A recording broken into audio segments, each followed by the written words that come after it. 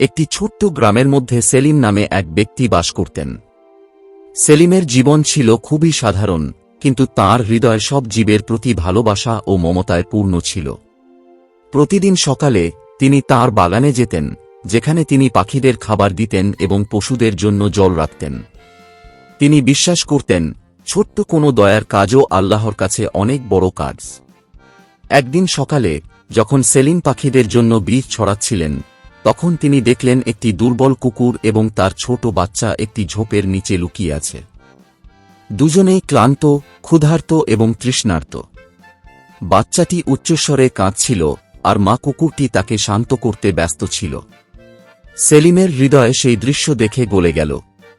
তিনি পকেট থেকে এক টুকরো রুটি বের করলেন এবং তাদের সামনে রেখে দিলেন। কুকুরটি সেলিমের দিকে কৃতজ্ঞতার সাথে তাকিয়ে রুটি খেতে শুরু করল। সেই দৃশ্য দেখে সেলিমের মুখে হাসি ফুটল, আর তার মনে শান্তি এলো, যেন তিনি তাদের সাহায্য করে জীবনের অর্থ খুঁজে পেয়েছেন। সেই রাতে সেলিম একটি অদ্ভুত স্বপ্ন দেখলেন।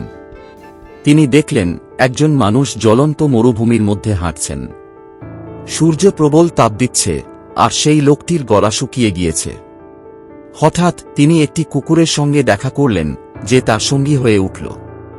কুকুরটিও জল খুঁজছিল। তারপর তারা দুজন মিলে জল খুঁজতে লাগল। কিছুক্ষণ পর লোকটি একটি কুয়ো খুঁজে পেলেন।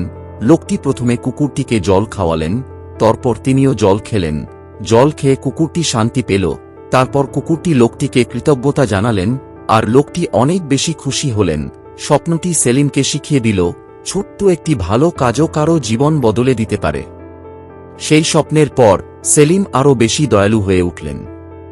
তিনি স্থির করলেন যে যত বড় বা ছোটই হোক না কেন, জীবনের প্রতিটি মুহূর্তে অন্যের জন্য ভালো কিছু করবেন। কয়েক মাস পরে সেলিমকে একটি গুরুত্বপূর্ণ কাজে একটি বিশাল মরুভূমি পার হতে হল। সেই যাত্রা ছিল খুবই কঠিন। সূর্যের তাপ তাঁর গলা শুকিয়ে দিচ্ছিল, আর তিনি প্রায় ভেবেই নিয়েছিলেন যে তিনি বাঁচতে পারবেন না।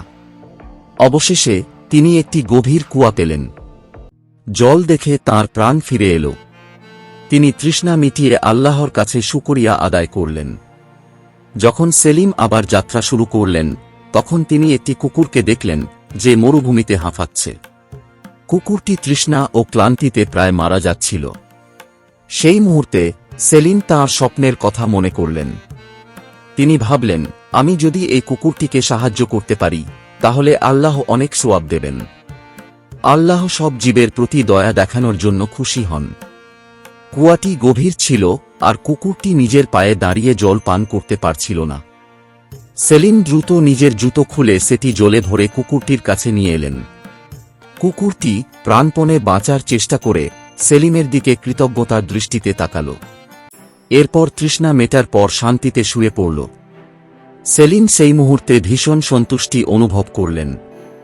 তার মনে হল, জীবনে দয়ার কাজ করার চেয়ে শান্তির কিছু নেই। বছর কয়েক পরে যখন সেলিম দুনিয়া ছেড়ে গেলেন, আল্লাহ দয়ার বদলে তাঁকে পুরস্কৃত করলেন। এক তৃষ্ণার্ত কুকুরকে সাহায্য করার সেই ছোট্ট কাজই তাঁর মুক্তির কারণ হয়ে উঠল, এবং তিনি জান্নাতে চিরকাল শান্তিতে থাকতে পারলেন। এই গল্পটি আমাদের শেখায় যে সত্যিকারের মানবতা হল দয়া ও মমতা প্রদর্শন করা। ছোট কোনো ভালো কাজ, তা যত সামান্যই হোক না কেন, আল্লাহর চোখে তার মূল্য অনেক। আমাদের উচিত সবসময় অন্যের দুঃখ কষ্ট বোঝা এবং তাদের সাহায্য করা, তা মানুষ হোক বা প্রাণী। সাবস্ক্রাইব করো বন্ধু।